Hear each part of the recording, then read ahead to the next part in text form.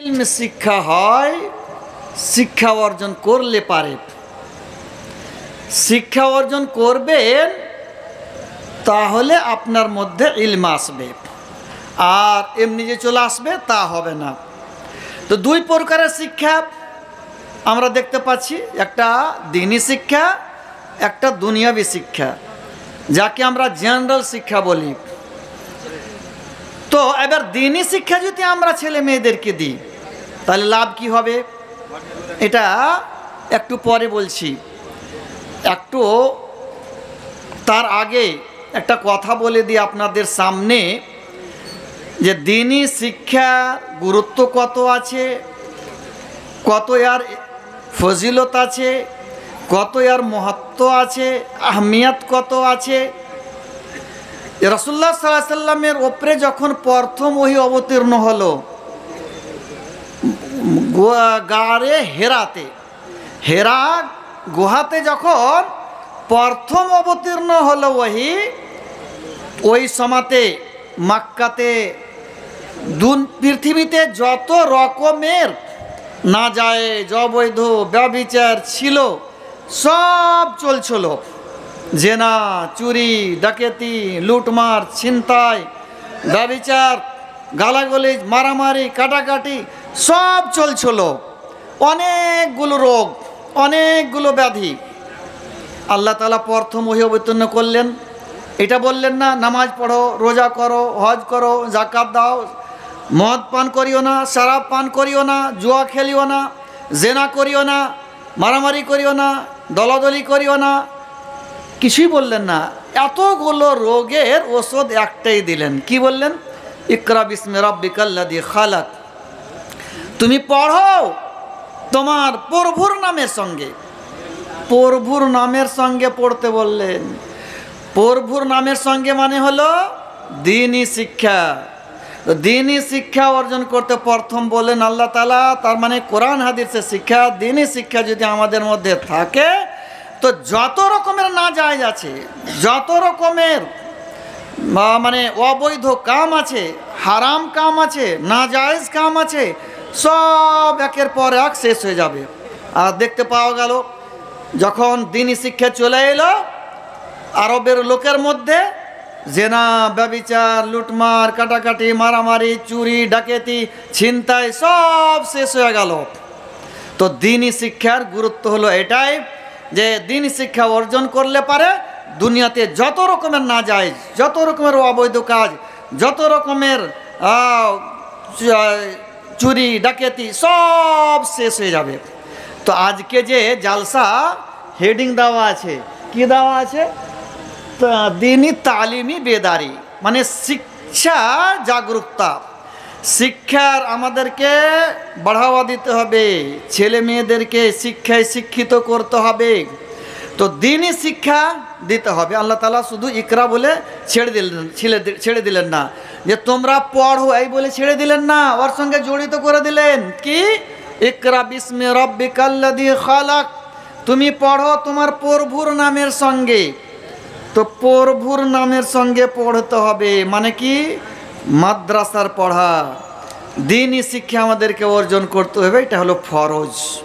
আপনি অন্যান্য শিক্ষা অর্জন করতে পারেন, ছেলে মেয়েদেরকে ইংরেজি শিক্ষা দেন, আর ম্যাথ শিক্ষা দেন, সায়েন্সের শিক্ষা দেন, ইঞ্জিনিয়ার বানান, ডাক্তার বানান, এগুলো নিষেধ নেই, ওগুলোও করতে হবে। আইএস বানাইতে হবে, বড় অফিসার বানাইতে হবে, নেতা বানাইতে হবে, এমএলএ এমপি বানাইতে হবে, ওইগুলোও করতে হবে। কিন্তু দ্বীনি শিক্ষাকে অগ্রাধিকার দিতে হবে। আগে দ্বীনি শিক্ষা দিয়ে দেন, তারপরে আপনার ছেলেকে ইউনিভার্সিটিতে ভর্তি করেন, কলেজে ভর্তি করেন, আর পিএইচডি করান, আইএস অফিসার করান, ডাক্তারি পড়ান, ইঞ্জিনিয়ারিং, আরও এমপি এমফিল আর যত রকম এলএলবি সব করান, কোনো নিষেধ নেই। ওগুলো প্রয়োজন আছে, ওগুলোরও প্রয়োজন আছে, ওগুলোও করতে হবে। তো আগে দ্বীনি শিক্ষাটা দিয়ে দেন, তারপর লাইন আপনি লাগিয়ে দেন। তো বলছিলাম কি, যে দ্বীনি শিক্ষা দিবেন ছেলেকে আর মেয়েকে, তো পৃথিবী তো লাভ পাবেন, আখিরাতও লাভ পাবেন। রাসূলুল্লাহ সাল্লাল্লাহু আলাইহি ওয়াসাল্লামের যুগে ছেলেদেরও দ্বীনি শিক্ষার ব্যবস্থা ছিল, মেয়েদেরও দিনই শিক্ষার ব্যবস্থা ছিল। মক্কাতে যখন মুসলমান হতে লাগলেন সাহাবায়ে কেরাম, তিনাদের জন্য শিক্ষার একটা ব্যবস্থা ছিল, মাদ্রাসা সেখানেও চালু হয়ে গেছিল। আর সে মাদ্রাসা হচ্ছে দারে আরকাম। আরকাম একজন সাহাবী, ওনার বাড়িটা ওই যুগে মাদ্রাসা রূপে ব্যবহার হতো। যিনারা মুসলমান হতেন ওনাদেরকে রাসূলুল্লাহ সাল্লাল্লাহু আলাইহি ওয়াসাল্লাম দ্বীনি শিক্ষা দিতেন। আর ওখান থেকে যখন মক্কা থেকে মদিনা হিজরত করে এলেন, তখন মসজিদে নববীতে আইগিনাতে চবুতরা বানা ছিল, একটা জায়গা বানা ছিল, চাল তোলা ছিল। সেখানে দূর দারাজ থেকে সাহাবায়ে কেরাম আসতেন, আর সাহাবায়ে কেরাম এসে রাসূলুল্লাহ সাল্লাল্লাহু আলাইহি ওয়াসাল্লামের কাছে দ্বীনি শিক্ষা অর্জন করতেন। দ্বীনি শিক্ষা অর্জন করতে কীভাবে নামাজ পড়বো, কীভাবে অমুক করবো, কীভাবে অমুক করবো, একটা মাদ্রাসা তৈরি হয়ে গেছিল। সেটা একটা মাদ্রাসা। সে মাদ্রাসার নামও দেওয়া হয়েছে সুফা মাদ্রাসা। ওই মাদ্রাসাতে যে ছাত্ররা লেখাপড়া করত তাদের নাম আসহাবে সুফা বলা হতো। সে মাদ্রাসা কিভাবে চলতো ওটাও হাদিসে এসছে, দান খায়রাতে চলতো। আজকে মাদ্রাসার উন্নতি কল্পে জালসা আপনারা দেখছেন, যদিও দ্বীনি তালিমি কনফারেন্স লেখা আছে, কিন্তু মাদ্রাসা চালাইতে হবে, এই জন্য মাদ্রাসাকে দান করতে হবে। সহিহ বুখারীতে হাদিস আছে, ওই রাসূলুল্লাহ সাল্লাল্লাহু আলাইহি ওয়াসাল্লামের যুগে যে মাদ্রাসা ছিল সে মাদ্রাসা দান খায়রাতে চলতো। একটু পরে এখানে আমি বলবো। তাই আমি বলছিলাম কি, যে পৃথিবীতে লাভ পাবেন, আখেরাতে লাভ পাবেন। পৃথিবীতে কি লাভ পাবেন আগে দেখিয়ে দিই। দ্বীনি শিক্ষা যদি দিবেন ছেলে মেয়েদেরকে, মাদ্রাসাতে পড়াবেন, তাহলে পৃথিবীতে কি লাভ পাবেন দেখেন। পৃথিবীতে লাভ হবে যে বরকত হবে, বরকত হয়ে যাবে, আপনার বাড়িতে বরকত হবে, আপনার দেশে বরকত হবে। না তো আপনি হিসাব করেন, এবার হাদিস শুনেন। রাসূলুল্লাহ সাল্লাল্লাহু আলাইহি ওয়াসাল্লামের যুগে যে মাদ্রাসা ছিল, এখনই বললাম সুফা মাদ্রাসা, তো সে জাগির সিস্টেমে চলতো।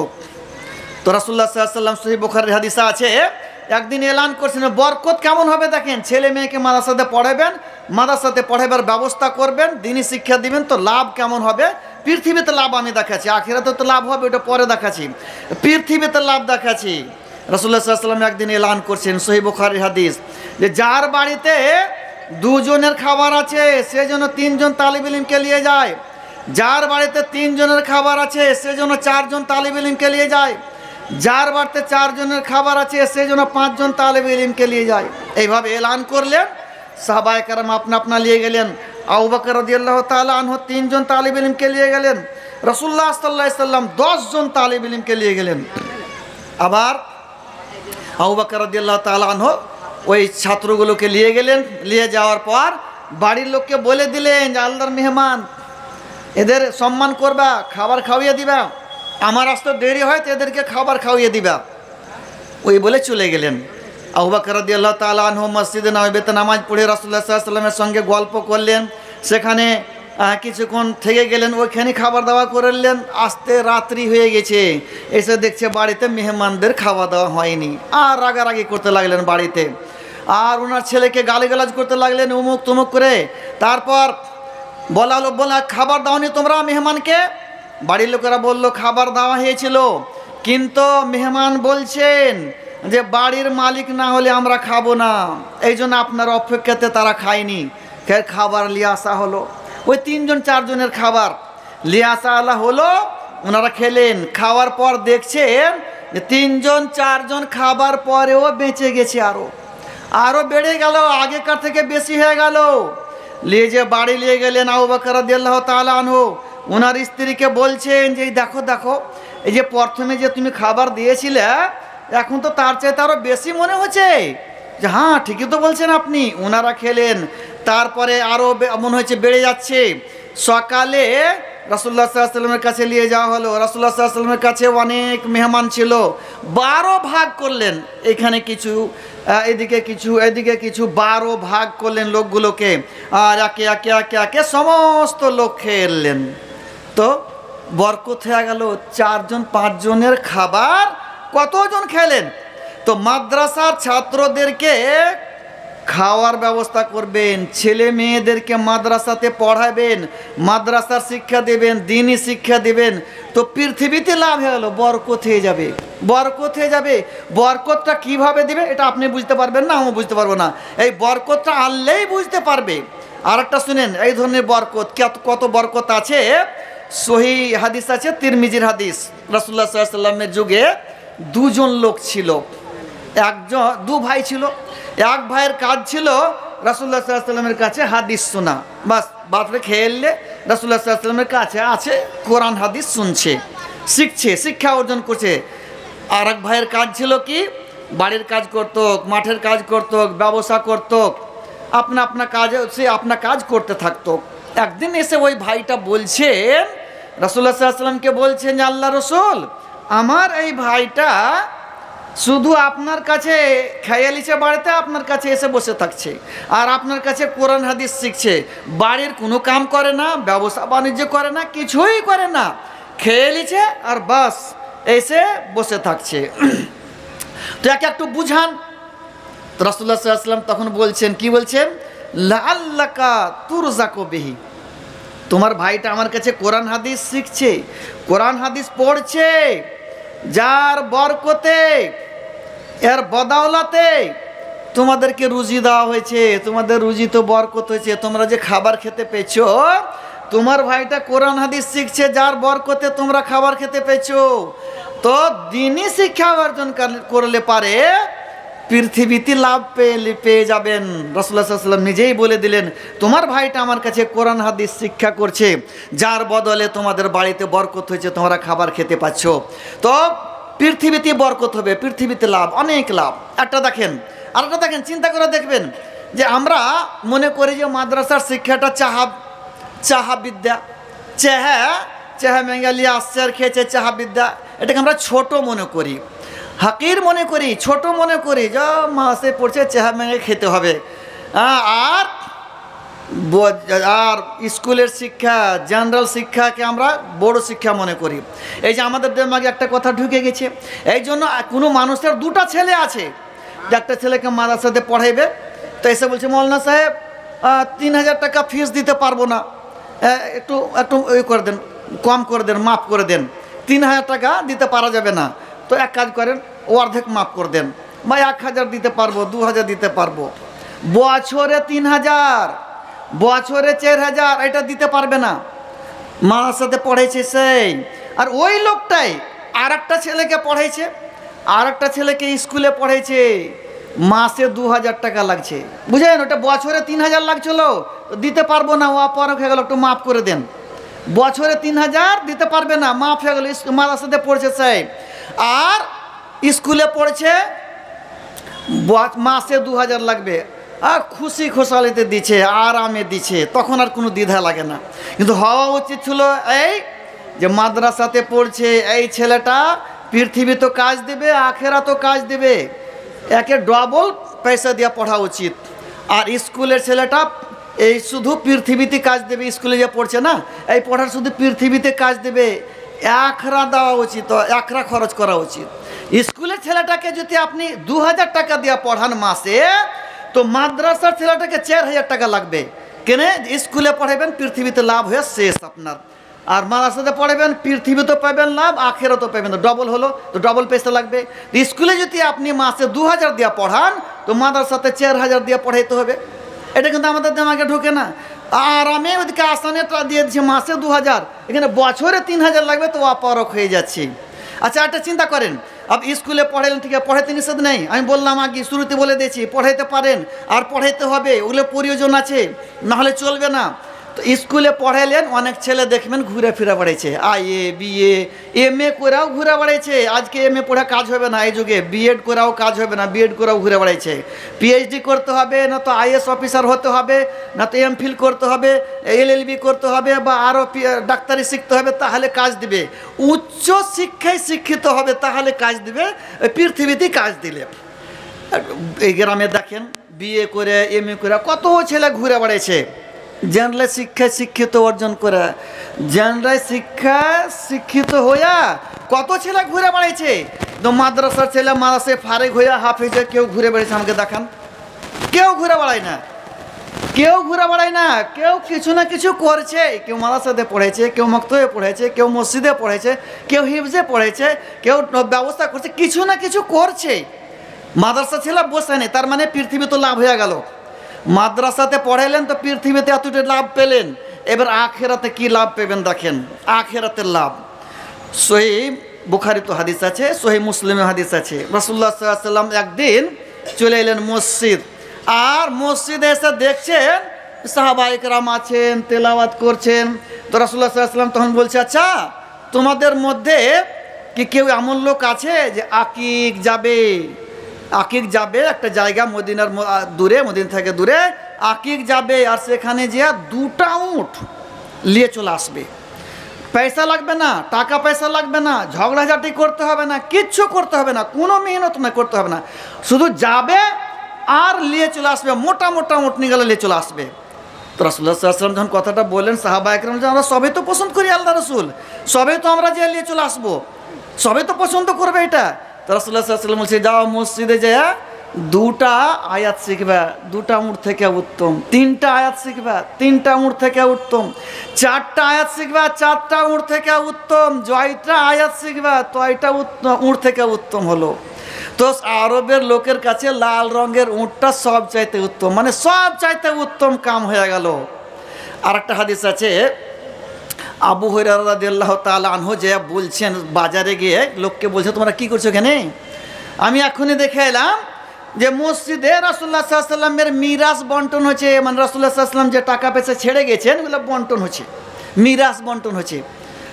দৌড়েছে, যেমনি শুনেছে মিরাস বন্টন হয়েছে দৌড়েছে। এখানে যদি বলা যায় যে মসজিদে টাকা দিচ্ছে, আপনারা ছেড়ে চলে যাবেন, জালসা ছেড়ে চলে যাবেন, যদি 500 টাকা করে সবকে দিয়ে মসজিদে বলা যায়, জালসা ছেড়ে চলে যাবেন আপনারা। তো মিরাস বন্টন হয়েছে শুনেছে, চলে এসছে অনেকে, এসে দেখছে মসজিদে কে কোরআন পড়ছে, কে দার্স দিচ্ছে, কে কোরআনের তর্জমা করছে, তো হাদিস শোনাশুনি করছে। ঘুরে যা করছে, কিছু তো পাওয়া গেল না, কই কিছু তো নাই। কি দেখলা? কেউ কি দেখছে কোরআন পড়ছে, কেউ কি দেখছে হাদিস শুনছে, কেউ কিছু কোরআনের তর্জমা করছে, যে ওটাই তো রাসূলুল্লাহ সাল্লাল্লাহু আলাইহি ওয়াসাল্লাম মিরাস, রাসূলুল্লাহ সাল্লাল্লাহু আলাইহি ওয়াসাল্লামের সম্পদ, ধন সম্পদ ওটাই তো। এগুলো রাসূলুল্লাহ সাল্লাল্লাহু আলাইহি ওয়াসাল্লামের ধন সম্পদ। এবার আরও শুনেন, কিয়ামতের দিন আল্লামা আলবানী হাদিসটাকে সহিহ বলেছেন, সিলসিলাতুল হাদিস সহিহের মধ্যে খুব উত্তম হাদিস আছে, খুব সুন্দর হাদিস, ভালো করে শুনবেন। যে কিয়ামতের দিন, হাদিস নম্বর সিলসিলা হাদিস সহিহ 2928 নম্বর হাদিস, কিয়ামতের দিন কোরআন চলে আসবে। কোরআন চলে আসবে কেমন হইয়া? মানে ক্লান্ত মানুষের মতন, কোনো মানুষ কাম টাম করে ক্লান্ত হয়ে যায়, থকে যায়, ওই ক্লান্ত মানুষের মতন হয়ে চলে আসবে কোরআন। এসে বলবে, আপনি আমাকে চিনছেন তো? না, চিনি না তো আপনাকে। যে আমি কোরআন, আপনি দিনে কোরআন পড়ছিলেন, মাদ্রাসাতে কোরআন পড়েছিলেন, রাত্রে কোরআন পড়েছিলেন, ওই কোরআন আমি। তখন ওই তাকে দিয়ে দেওয়া হবে, বরকত দিয়ে দেওয়া হবে, আর তার মাথাতে ইজ্জতের তাজ দিয়ে দেওয়া হবে, ইজ্জতের মুকুট দেওয়া হবে। লোকটা যে কোরআন পড়েছিল, মাদ্রাসা শিক্ষা অর্জন করেছিল, ওই লোকটার মাথাতে ইজ্জতের তাজ দিয়ে দেওয়া হবে। আর তার মাতা পিতাকে 2টা কাপড় পরতে দেওয়া হবে, একটা কোমর থেকে নিচে, একটা ওপরে। মনে করেন যে কোমর থেকে নিচে লুঙ্গি, একটা পাঞ্জাবি বা কোনো কাপড় এরকমের, বা যে কোনো হোক, 2টা কাপড় পরতে দেওয়া হবে তার মাতা পিতাকে। কার মাতা পিতাকে? যে লোকটা, যে ছেলেটা মাদ্রাসাতে পড়েছে, যে ছেলেটাকে আপনি পড়ালছেন মাদ্রাসাতে, যে মেয়েকে আপনি মাদ্রাসাতে পড়ালছিলেন, ওই মেয়ে বা ছেলের মাতা পিতাকে 2খানা কাপড় পরতে দেওয়া হবে। দুনিয়া আর আখিরাতের মধ্যে যত জিনিস আছে সব চাইতে উত্তম, দুনিয়ার মধ্যে যত জিনিস আছে সব চাইতে দামি কাপড় পরতে দেওয়া হবে। তখন ওই ওরা মাতা পিতা, ছেলেটার মাতা পিতা বলবে যে আমাদের এই ইজ্জত কোথা থেকে হলো আল্লাহ? এই ইজ্জত তো আমাদের ছিল না, এই ইজ্জতটা এলো কোথা থেকে? তখন আল্লাহ তাআলা বলবে, ও যে তুমি তোমার ছেলেকে